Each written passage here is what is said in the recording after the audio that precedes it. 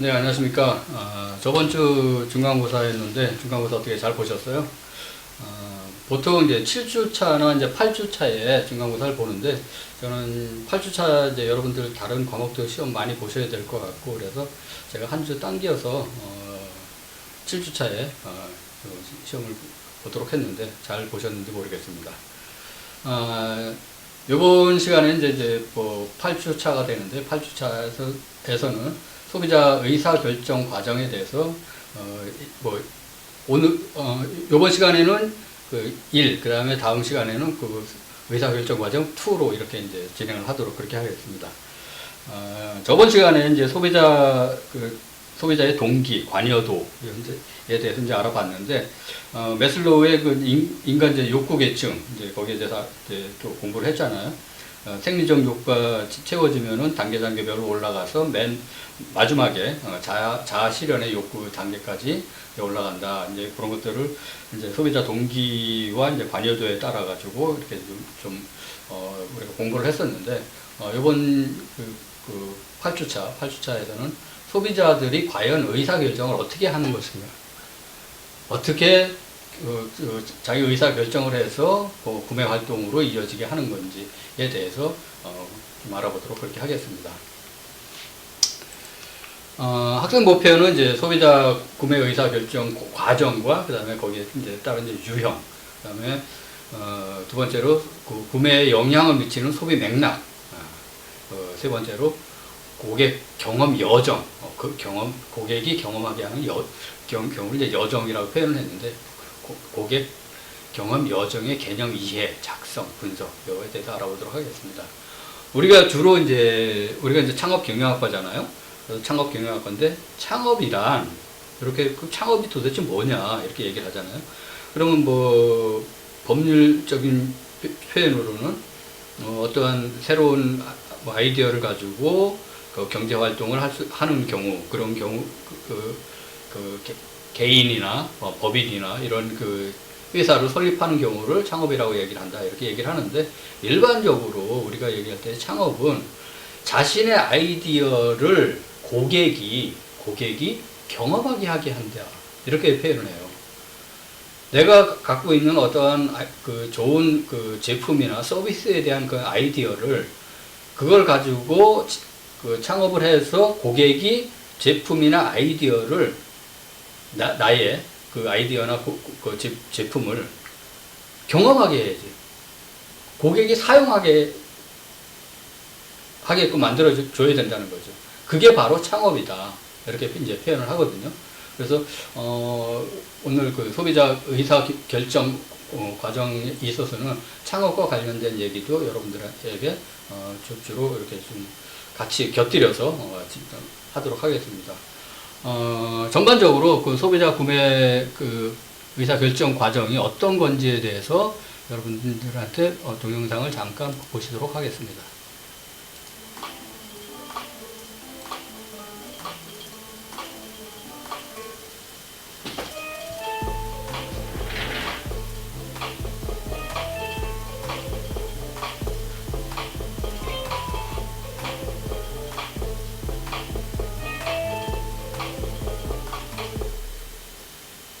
기업은 소비자 행동을 문제인식, 정보 탐색, 대안 평가, 구매 후 행동으로 알아봤는데요. 사람들은 문제를 인식하면 정보를 탐색하고 대안을 평가한 후에 구매에 이른다고 본 것입니다. 이러한 구매 의사결정 과정에는 개인적인 특성과 라이프 스타일 등이 영향을 미칩니다. 이를 마케팅 활동에 적용하기 위해서 기업들은 시각이나 기업, 태도와 같은 소비자 행동의 내적 요소와 함께 사이코그래픽스, 문화와 사회계층, 가족과 개인적 영향, 상황적인 소비자 트렌드와 같은 소비자 행동의 외적 요소, 그리고 관여도와 구매 의사 결정 과정, 학습과 같은 관여 수준과 구매 의사 결정 과정을 연구하기 시작했습니다. 첫 번째 단계인 문제인식은 욕구의 환기라고 하며 마케팅 자극에 노출된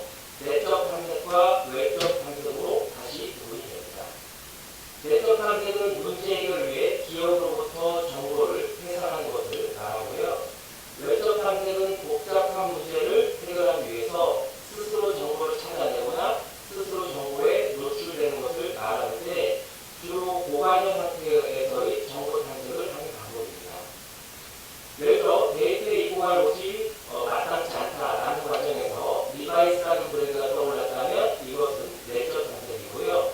네이버에서 여성 원피스라고 검색했다면 이것은 외적 선택이 되는 것입니다. 세 번째는 대안의 평가 및 선택하는 단계로 정보를 분석 통합하여 제품의 평가에 이르는 단계입니다. 대안 평가는 정보 탐색으로 얻게 된 정보 선택 기준을 마련하고 선택 방법을 선택하는 단계로서 대안 평가 방식은 크게 보완적 방식과 비보완적 방식으로 분류됩니다. 보완적 방식은 여러 개의 특성들 중에서 약점을 강점으로 보완해서 전반적인 평가를 하는 방식이고요. 비보완적 방식은 약점을 강점으로 보완하지 않고 좋아하는 최상의 특성을 선택하거나 가장 떨어지는 특성을 제거하는 등 손쉬운 방법으로 평가하는 방법을 말합니다. 네 번째는 구매 행동 단계로서 이러한 행동의 결과로 소비자는 한 대안을 선택, 구매하는 단계, 구매에 대한 최종 의사결정 단계를 시행하게 됩니다. 구매 행동은 대안 평가 후 가장 선호하는 제품과 상품을 직접 구매하는 단계로 관여도와 구매 반복 여부에 따라 복잡한 의사결정, 상처 충동도, 다양성 주고 습관적 구매도 구매됩니다.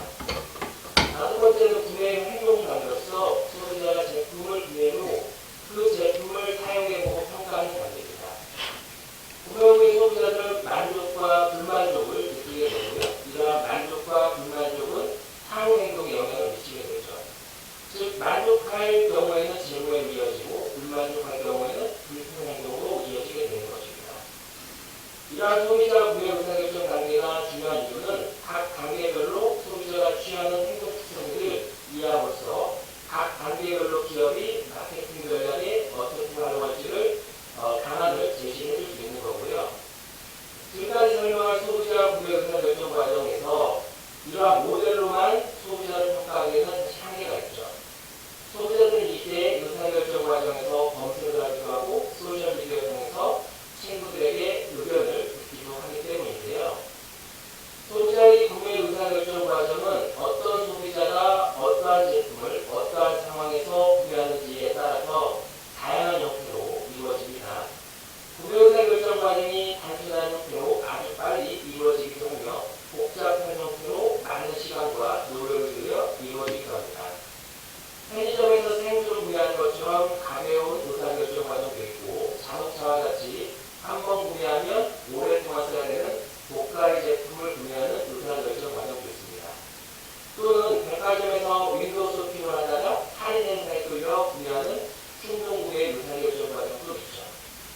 따라서 기업은 소비자들이 어떠한 유형의 구매 의사결정을 하는지 면밀히 파악해서 다양한 전략을 준비하지 않으면 안 되는 것입니다.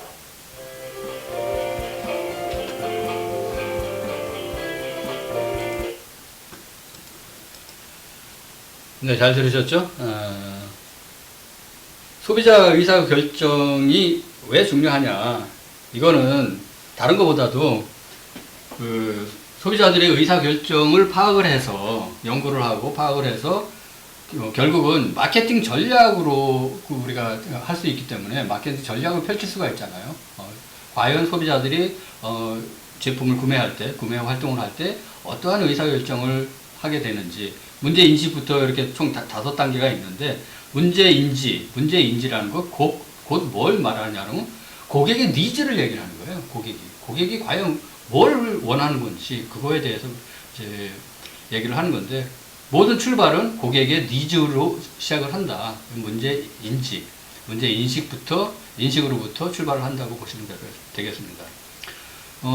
제가 그 동영상 나가는 동안에 또 다른 걸 잠깐 보다 보니까 우리가 노 재팬 해서 제가 몇 번 말씀드렸지만은 내가 독립운동은 못했어도 일본 제품 불매운동을 하겠다 이렇게 했던 그 유니클로 있잖아요.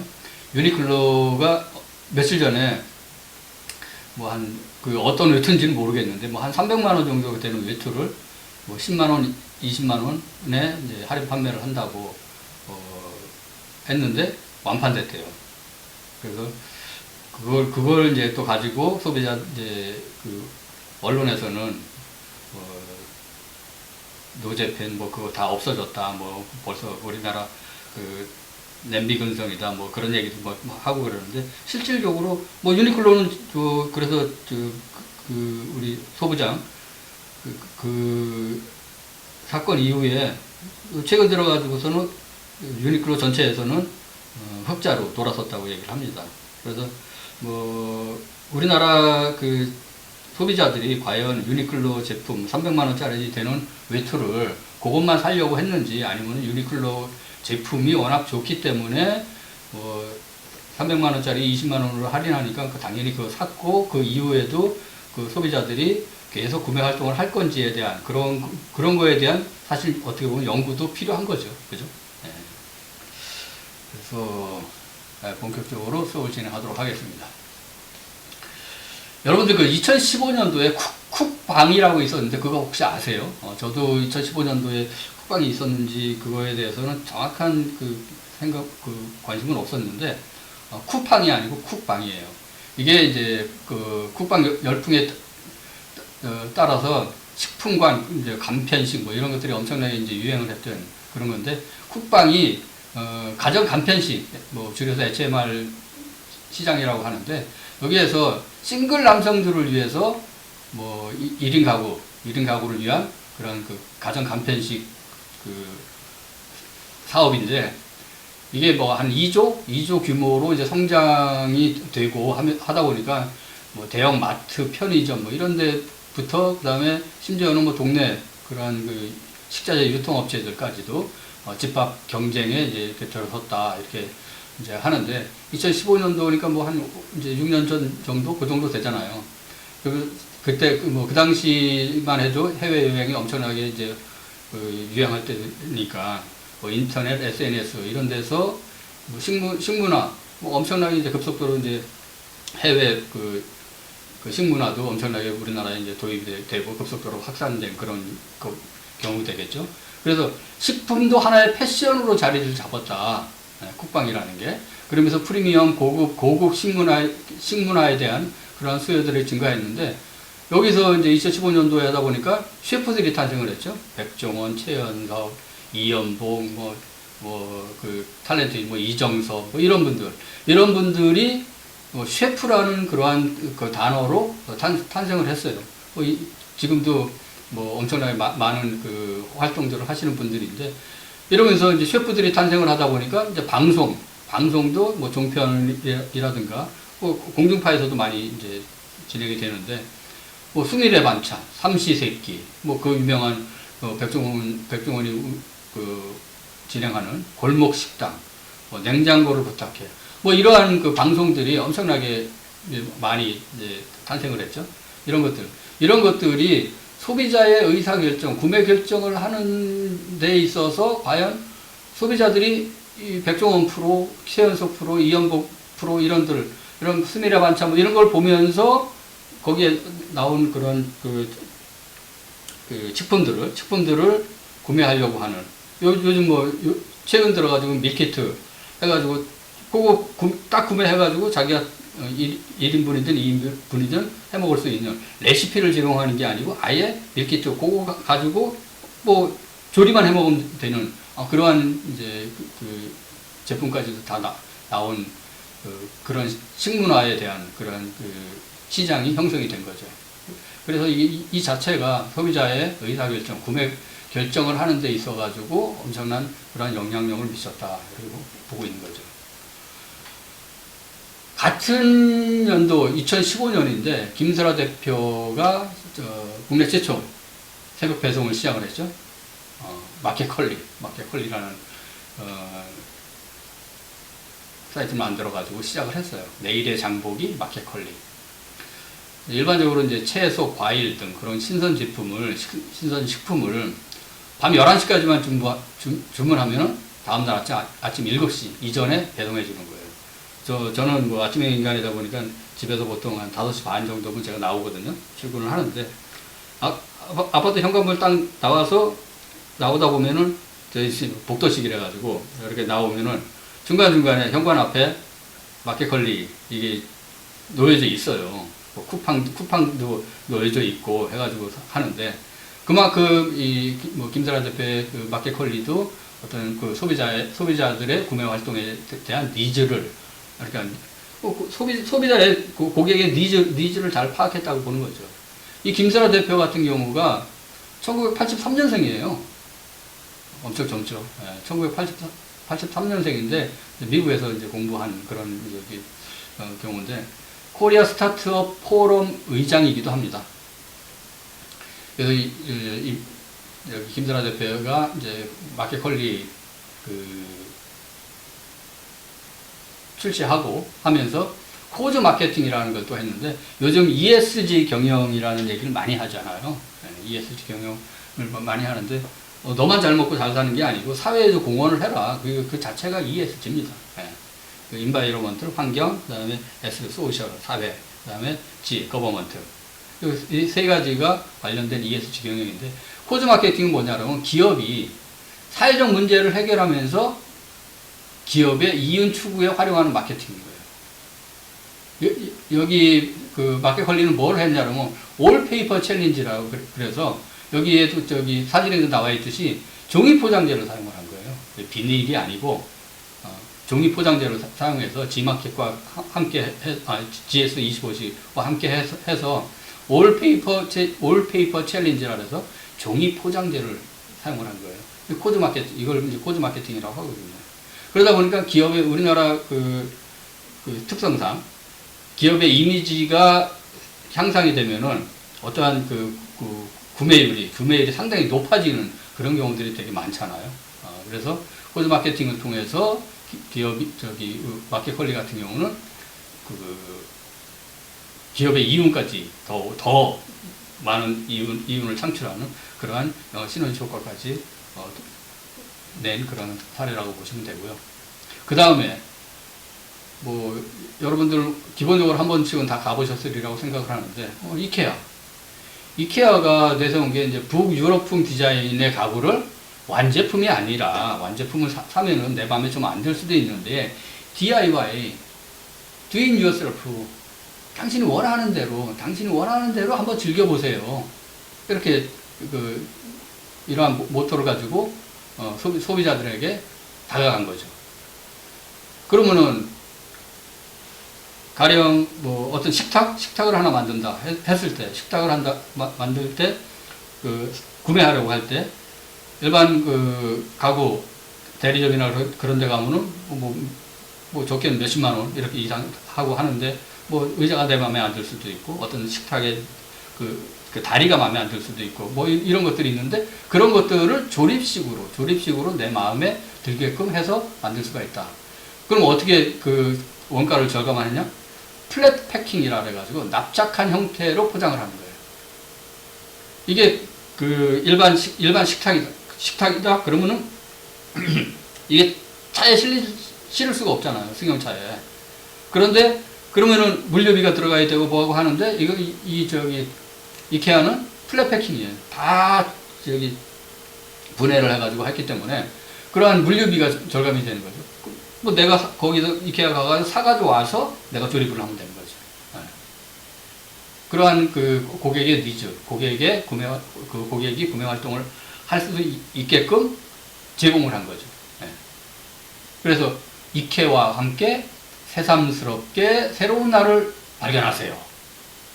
이런 모토를 내세운 거죠. 행복을 만드는 우리 집. 이 이케아는 1943년에 스웨덴에서 시작을 했어요. 스웨덴에서 시작했는데 지금 본사는 이제 네덜란드에 있죠. 네덜란드에 이렇게 했는데 창립자는 뭐 이런 사람이고 하는데 주로 이제 가구 설계, 제조, 판매. 2019년도에 무려 413억 유로를 판매를 했죠. 우리나라에 뭐 광명에도 있고 해가지고 몇 군데 있죠.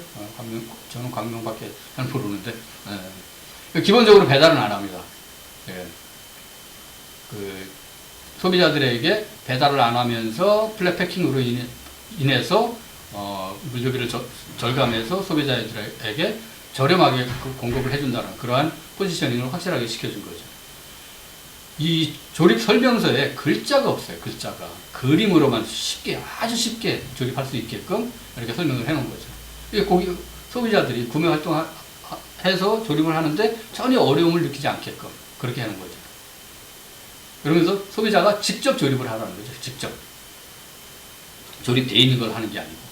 이러한 소비자의 그 구매 활동으로 갈 수 있게끔 다가간 거죠.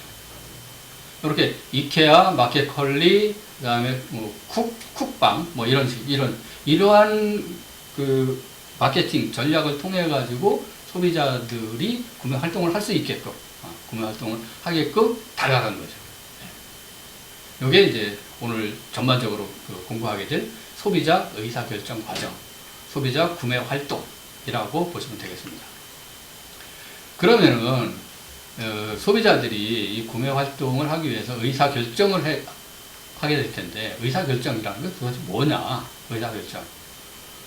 의사결정은 말 그대로 둘 또는 그 이상의 대안들, 그 중에서 어느 하나를 선택하는 행위, 그렇게 보시면 되는 거예요. 의사결정. 의사결정 확실하게 하세요. 그러면은 뭐 찬성할 거냐, 반대할 거냐. 그거 말고 어떤 그 다른 대안이 있으면 그 대안을 뭐 얘기하라. 그게 바로 의사결정이 되는 거죠.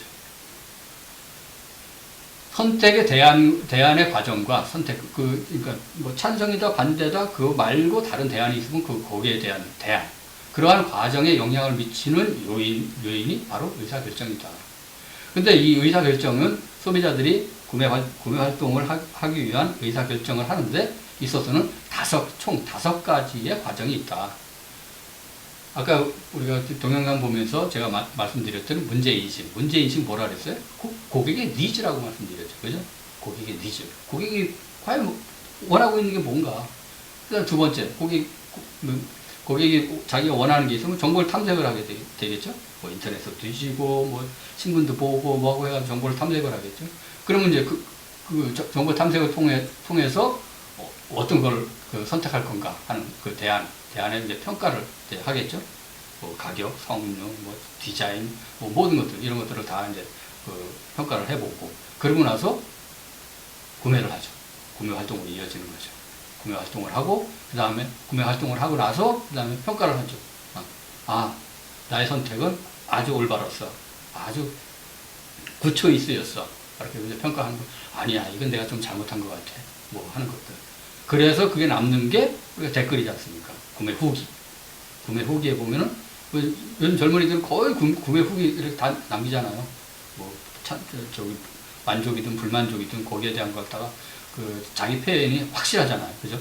우리 기성세대하고는 조금 다른 그러한 댓글들을 남기고 하는데, 이게 바로 이 5가지가 문제인식, 정보탐색, 대안평가, 구매 후 평가. 요게 소비자 의사결정을 하는 5가지 과정이라고 보시면 되겠습니다. 오늘 전반적으로 여러분과 함께 공부할 게 요거라고 보시면 돼요. 소비자 의사결정 과정 5가지.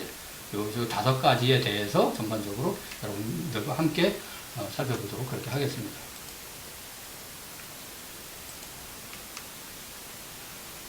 먼저 이제 고객 니즈파 문제인식인데, 소비자는 이제 자신이 무언가를 필요로 하는 것을 인식하게 된다. 내가 뭘 필요한 건가? 지금 이제 갑자기 날이 추워졌어요. 여름에서 제가 오늘 아침 어제부터 추워졌는데 날씨가 갑자기 여름에서 겨울로 넘어갔어요. 가을이 없이. 그래서 엊그제까지 안에 그 셔츠를 반팔을 입다가 어제부터 갑자기 긴팔을 입게 됐어요. 근데 긴팔을 입으려고 보니까 없어. 긴팔이. 작년에 다 좀 낡고 그래서 새로 사겠다고 하고서는 아직 못 샀어. 그게 문제인식인 거죠. 고객의 니즈가 되는 거죠. 그러면 그 다음에 정보 탐색. 그러면 뭐 인터넷을 뒤지든 백화점을 가든 어딜 전통시장을 가든 정보를 탐색을 해봐야 될 거 아닙니까? 어떤 게 좋을까? 베이지색이 좋을까? 그냥 신 셔츠가 좋을까? 뭐 모든 것들을, 그런 것들을 갖다 이제 정보를 탐색하게 되죠. 그러면은 이제 저번 시간에 배웠던 소비자의 관여 수준에 따라 가지고 고관이었냐 저관이었냐 그거에 따라 가지고 어떤 대안을 선택할지, 뭐 실크를 살 거냐, 어떤 모직을 살 거냐, 뭐 폴라티를 살 거냐, 셔츠를 살 거냐, 뭐 이런 것들을 그 고객의 니즈 해결을 위한 구매 결정을 이제 해야 되겠죠. 뭐 브랜드는 어떤 걸 할 것이냐, 그다음에 올해는 그냥 작년에 좀 낡아서도 작년에 입던 거 그냥 입고 지출을 안 하고 뭐 저축을 할 거냐, 뭐 이런 것들을 전반적으로 대안에 대한 평가 내지는 구매 결정을 하게 되는 거죠. 예. 그리고 그 다음에 이제 구매하고 나서 뭐 후회를 하든 만족을 하든 서비스나 재화를 소비한 후에 그 결과에 대한 평가를 하는 거죠. 이게 전반적인 5가지 과정이 되겠습니다. 우리가 이제 소비자 의사결정의 이제 과정, 이제 5가지 과정인데, 과정을 이렇게 보면은, 주로, 우리가 이제, 소비자 결정 과정이 니즈 인식부터 시작해가지고 5가지라고 했잖아요. 빨간색으로 표시되어 있는 것들. 근데 그 소비자 결정을 하기 위해서 의사결정이 이제 문제가 있죠. 뭐 어떻게 할 것인가? 구매를 할 것인가 말 것인가? 구매 여부에. 그 다음에 무엇을 구매할 것인가? 오사가 났네요.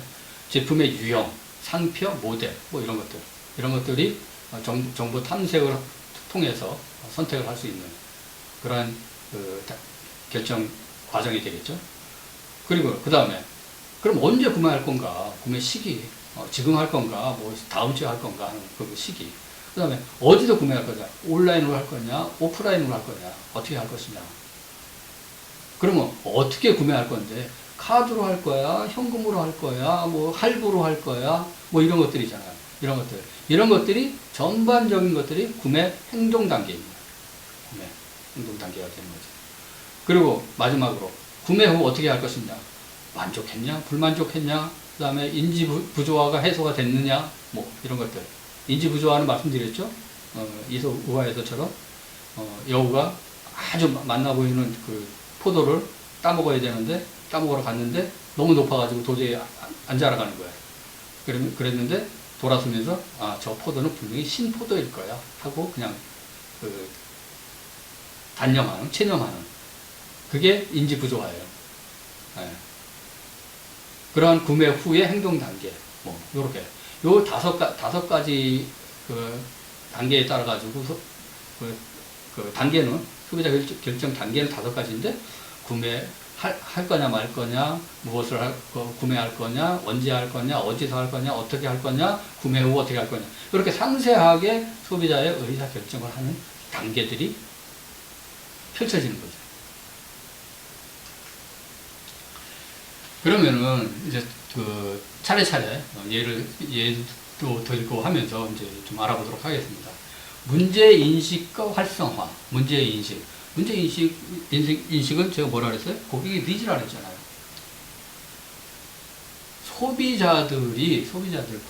소비자들이 갖는 이상 상태는 소비자의 갈망과 욕망도 아니에요. 갈망이에요. 간절히 원하는 갈망과 환경에 따라 영향을 받는다. 이건 즉 뭘 얘기하냐면 소비자의 문화, 문화 여러 가지가 있겠죠. 그 다음에 하위 문화, 중고 집단, 가장 중요한 게 라이프 스타일이 되겠죠. 라이프 스타일, 트렌드, 뭐 이런 사람들의 이상 상태를 이런 것들이 변화시킬 수가 있는 거예요. 우리가 그 태도 거기에서도 그랬죠. 변화할 수가 있다. 이 사람들의 이상 상태, 소비자의 갈망, 그 환경 이런 거에 따라서 변화가 될 수가 있는 거예요. 이게 왜 그러냐면은 예를 들어가지고 대학 다닐 때는 청바지에다가 티 하나 입고 다니고 해도 뭐 어떤 그 정장이라든가 뭐 콤비라든가 어떤 서류 가방 뭐 이런 거 필요 없었어요. 그냥 백팩에다가 뭐 아무데나 막 하고 해도 대학생으로서의 어떤 그런 여유라든가 그런 것들이 느껴졌잖아요. 근데 졸업 후 기업에 취직을 했어요. 행사들이 있고 하다 보니까 정장도 필요한 거고 구두도 필요하고 자료들을 넣어가지고 다니는 서류 가방도 필요한 거죠. 이런 것들이 필요하면서 이 소비자에게는 새로운 형태의 소비 현상이 만들어진 거죠. 이게 바로 고객의 니즈와 활성화라는 겁니다.